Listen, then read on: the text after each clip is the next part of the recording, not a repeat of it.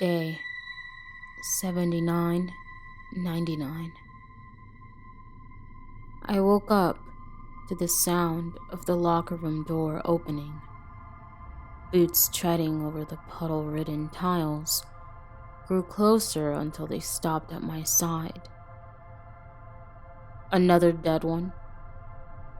A cold pair of gloved fingers put pressure against my throat. Still a pulse.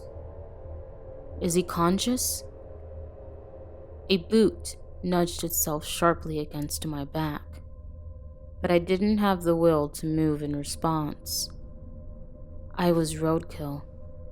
My joints were rusted and immobile. My ass felt like it'd been ripped open. My neck and cheek still stung from the cut. My saliva was gummy and viscous. I felt like I was glued to the floor by misery. I was alive, though. I was awake. I tugged with my eyelids, but they wouldn't open. "Doesn't look like it," came the reply. "Think he's an anti-soak?" "Probably. Must have been up to something, hiding out here away from everyone else. Let's take him back to quarantine. Keep him there until we can identify him. And what if he drops dead on the way there? Spoiled meat." They picked me up, and I felt myself drift back into unconsciousness. When I awoke again, I was sitting on a frigid steel bench, my back resting against frigid concrete and breathing in the frigid, rot-scented air. I opened my eyes to find myself surrounded by a handful of other citizens, hardly recognizable through the sheer fatigue on their faces. We were all huddled on benches inside a tight square of lattice fencing lined with a waist-high wall of sandbags and corrugated metal on the outside. At first, I assumed it was some sort of makeshift pillbox or shelter, but the lock was on the outside. The room around us was lit, with humming chilly fluorescence, flickering subtly, but rapidly, rhythmically. The corners of the room were lost in shadow, contrasting sharply with the blinding brightness we sat amidst. I looked down at my feet, at the dirty white floor tiles, and I noticed the shine of a small, circular drain. A long series of smears led to the drain, but I couldn't make out what it was in the harsh color biased shadows. "Where is this?" I asked. Speaking felt strange and depersonalized. They weren't my words. It wasn't my mouth. One of the people on the benches glared at me. His shirt hung halfway unbuttoned over a white tank top. Both were stained with splotches of blood, rendered nearly black by the light. It could have been his, someone else's, or maybe a mixture of both. "Keep quiet," he said. With the electronic chirp of a keypad being unlocked, the metal door in front of us groaned open, and in came a pair of soldiers. Their faces were obscured by black matte ballistic masks like armored mannequins. Both of them had their hands on their guns, the headgear rendering their expressions unreadable, unpredictable. "Where are we?" I whispered. "He said keep quiet," somebody next to me snapped. One of the soldiers entered a code into the keypad lock on our lattice fence entrance. The faint glow it cast on his gray combat glove turning from orange to green when he finished punching in the password. He stepped inside, hands still clutching the gun. "Mr. Elliot?" he asked. No response. "Mr. Morgan Elliot?" he asked again. Somebody in the corner stood up. He looked sick. His pale skin was glistening with cold sweat. His zip-tied hands trembled. His eyes shifted. His bare feet kept trying to adjust his stance. The man's oily black hair looked like it was starting to fall out. His pupils were dilated to the point that his irises were little more than rings around their respective black holes. Around his mouth was dried blood, smeared and eroded by some hasty, half-finished attempt to wash it off. Again, I couldn't tell whose it was. His own, someone else's, or both. I'm Mr. Elliot," he lied desperately. He stood up and approached the soldier, wringing his bandaged hands. They were stained like his mouth, each bony finger ending in a jagged, overgrown nail, save for a couple on his left hand which had lost their nails entirely. "Take me with you," he pleaded. Take me out of here. I'm Morgan Elliot. Really." The soldier gestured for him not to come any closer. "Mr. Elliot, state your age and occupation." His bloodshot eyes whitened and darted around as he shivered in his loose-fitting tank top undershirt. I don't know," he whimpered. Without a word, the soldier raised his gun and shot him once through the forehead, spraying blood against the concrete wall and the canvas sandbags outside the lattice fence.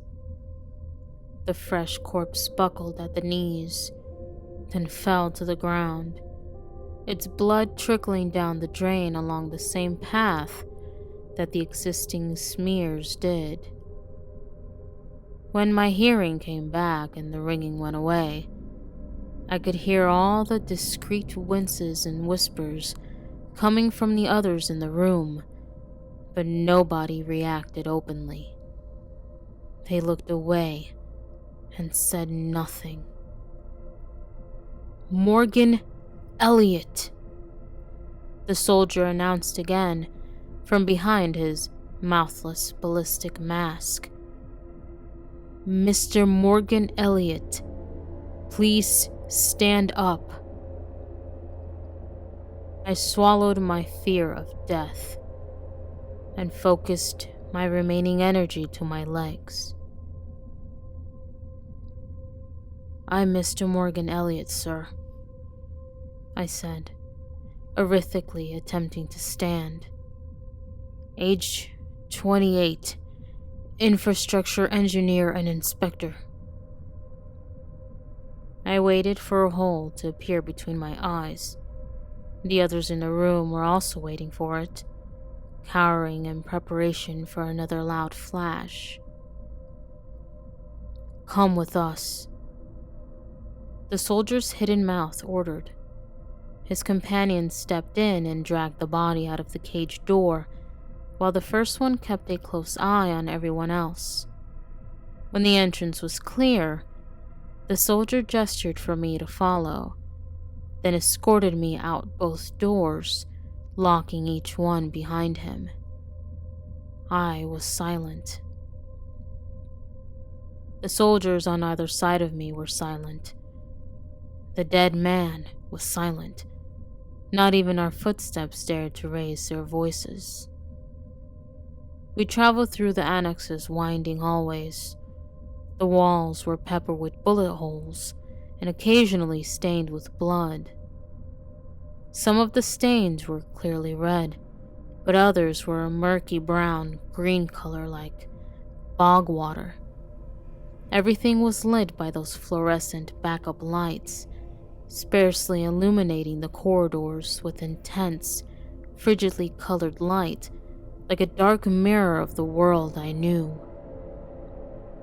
Before I'd entered the shower room, I distinctly remembered them being a bluish color. They looked almost violet now, as though the air itself had been stained. Along the way, the body was dumped at the feet of another faceless soldier, who dragged it to the freezer room. When we finally reached our destination, one of my escorts knocked on the door. He peered inside through the door's porthole.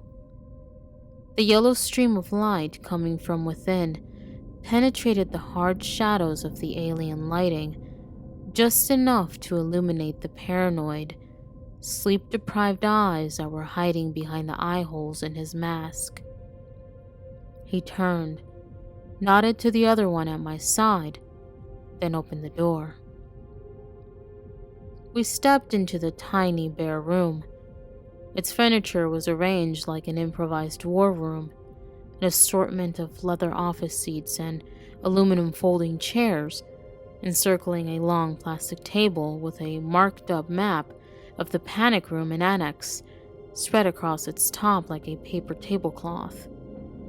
Soldiers stood in the corner vigilantly, and sitting in a leather seat at the head of the table was a face I hadn't expected to see at all. He looked up from a makeshift gauze napkin of raw-looking meat rations and waved at me. "Morgan, hi!" Lawrence welcomed enthusiastically. "Go ahead and sit down, make yourself comfortable." He gestured to one of the other leather office seats near him. I cautiously sat down. I sank into the cushion like a pool of black leather quicksand. "Mr. Elliot is a friend. There's no threat here," Lawrence reassured the soldiers. They looked at each other, then back at him. "Sir, how long has he been back?" one of them questioned. "Has anybody examined him yet? How do we know he isn't? Have some respect, Lieutenant. The two of you can hold your post outside." The soldiers looked at each other with those same sleep-deprived eyes my escorts had, then hesitantly left the de facto headquarters, shutting the door behind them. "Excuse them," Lawrence apologized. "You never know who you can trust these days, you know? The chief, may he rest in peace, he always said, vigilance is your only true ally." That's what he said. Huh. "Lawrence, what's going on?" I asked. "What is this?" He receded back into his seat, his fatigues and ballistic vest preventing him from reclining all the way into it. All his gear looked glued to him, like he hadn't removed it in days. "Take a breath, Morgan. A lot's happened, all right? You're just lucky to be alive."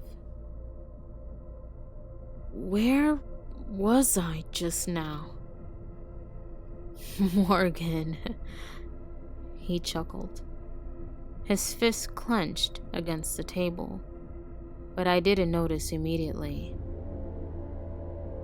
"The soldiers," I continued, "they just killed somebody right in front of me, and they took him to the freezer and...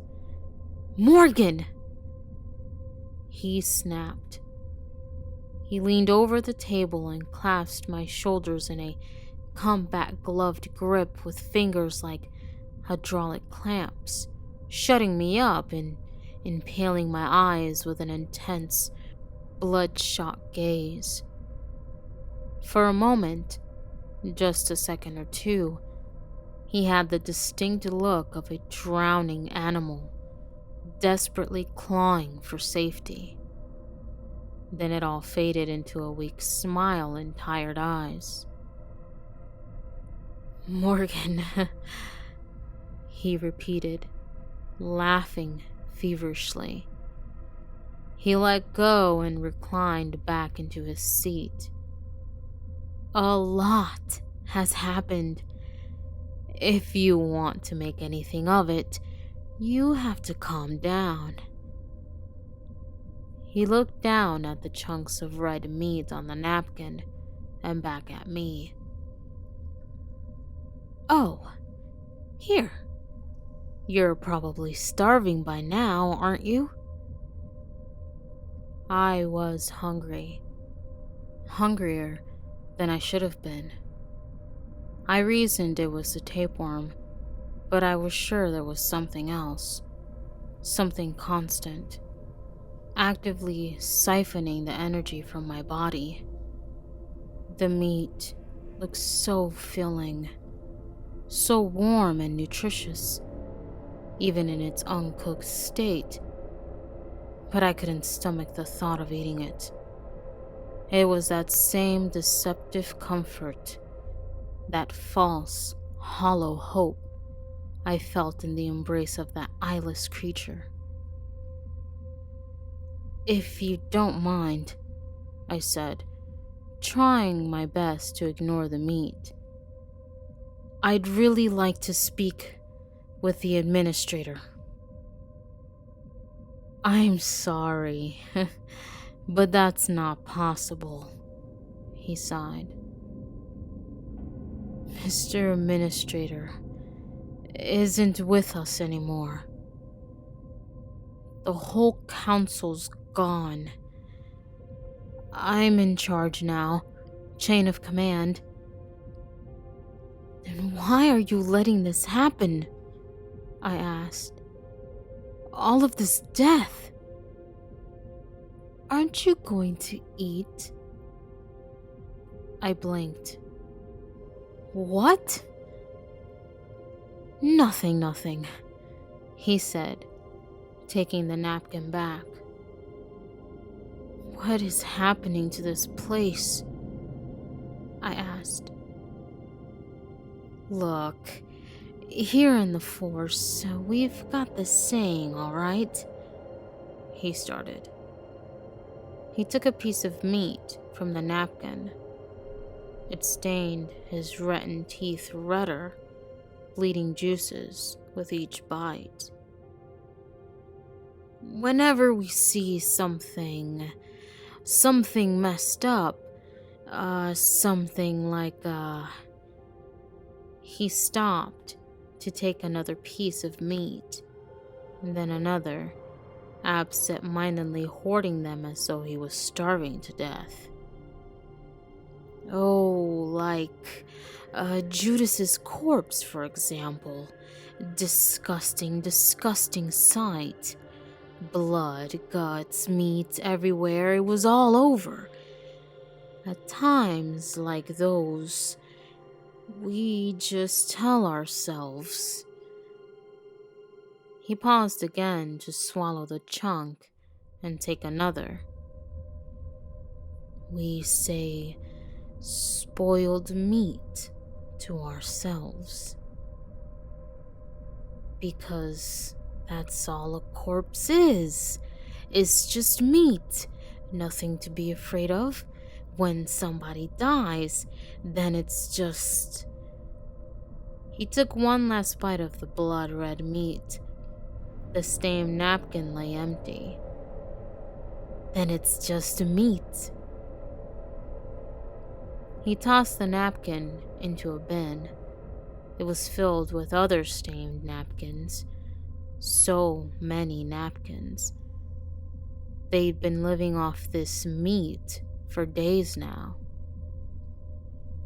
"I'm sending you somewhere else, Morgan, don't worry," he said. "It's somewhere safe for people like you. People who don't like to talk much." I didn't respond.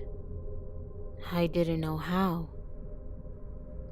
"Hey, I'm your friend Morgan," he asserted.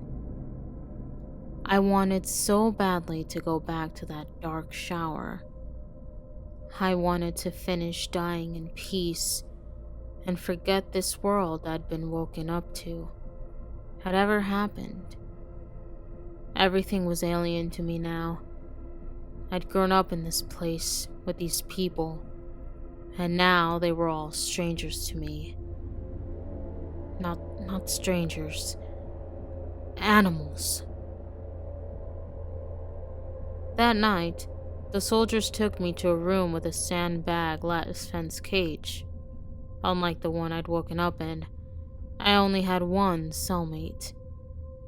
She sat shivering in a shadowy corner, the whole bottom half of her face obscured by a silvery muzzle of duct tape.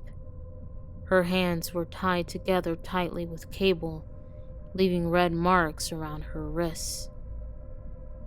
"What is this?" I asked the soldier. "Why is she like that?" "Some antisocial like you," he replied. "Very suspicious. Didn't want to take any risks. Just don't act up, and you won't end up like her," the other one assured. Then they shut the cage behind me. I approached her with caution, trying to make out the eyes that were hiding in the poor lighting behind her messy hair. I was sure I recognized her, but she wouldn't look up. "Hey, I wouldn't get any closer than that," one of the soldiers warned. "They bite sometimes. We just lost a guy to some creep like her. Sunk his teeth into his throat before we could put him down." I looked over my shoulder at them. "Lawrence said he was sending me somewhere safe." He locked the door of the cage and turned to leave. "Safer than out there." The door shut and locked behind him, leaving me alone with my silent cellmate. We sat opposite for a while, trying to avoid eye contact. I closed my eyes to imagine everything was normal again, that I was back at Colorado Park, absorbed in the light from its dim synthetic sky. It was lonelier than I remembered. I imagined someone else sitting there next to me. A friend. Not an acquaintance like Lawrence. A real friend. Maybe Judas was next to me, reading some book about prehistoric birds. No, I didn't want to think about Judas. Not now. Maybe someone else would appreciate the silence.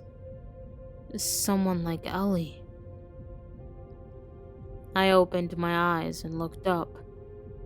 In the corner of the cell, I noticed a journal lying in the shadows, away from where the soldiers might see it.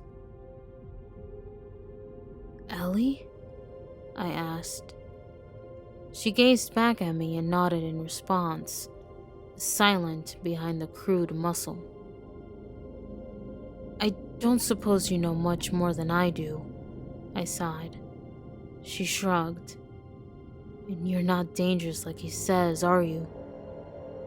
She shook her head. "I can untie you," I offered. She recoiled fearfully.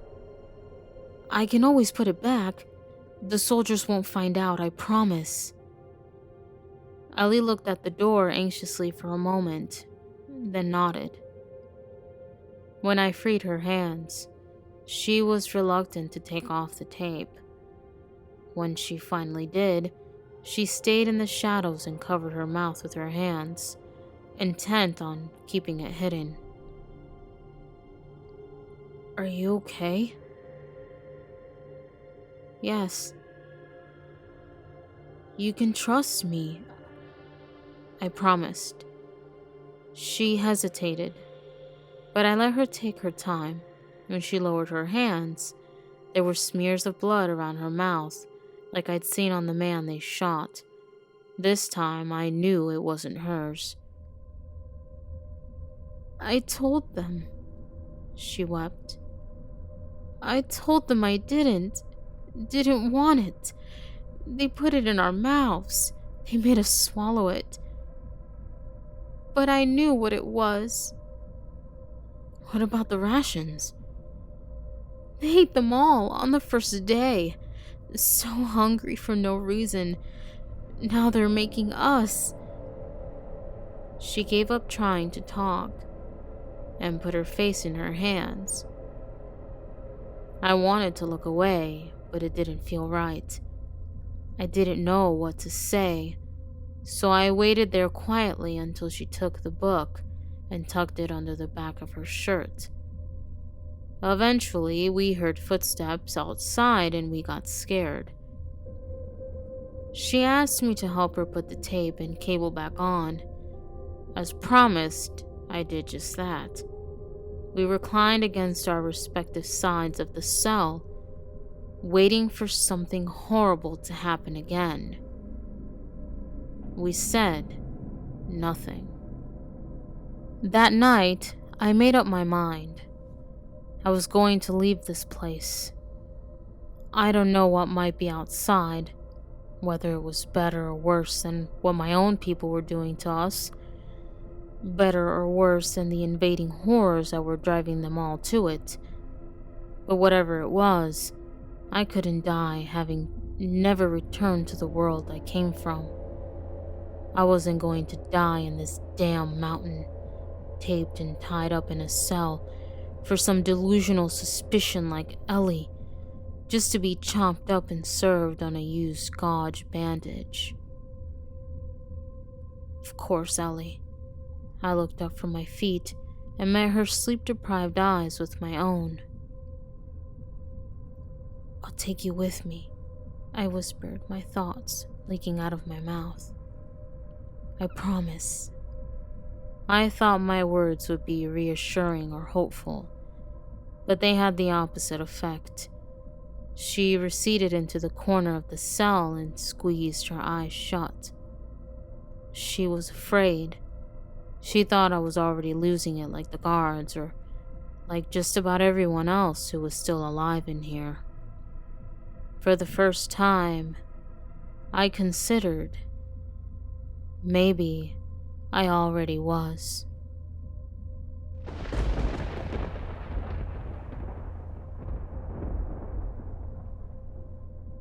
Hello, listeners. Thank you for listening to tonight's creepypasta, Synthetic Skies, Part 5.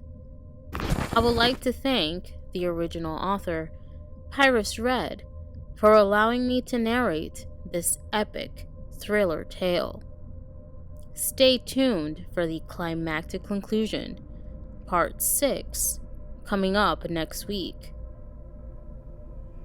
If you would like to send me a story to be featured in a future episode, please send it over to my email. Do not forget to subscribe and click the notification bell to keep up with future content. Thanks again for listening, and as always, I am your host, Marie Lives the Horror.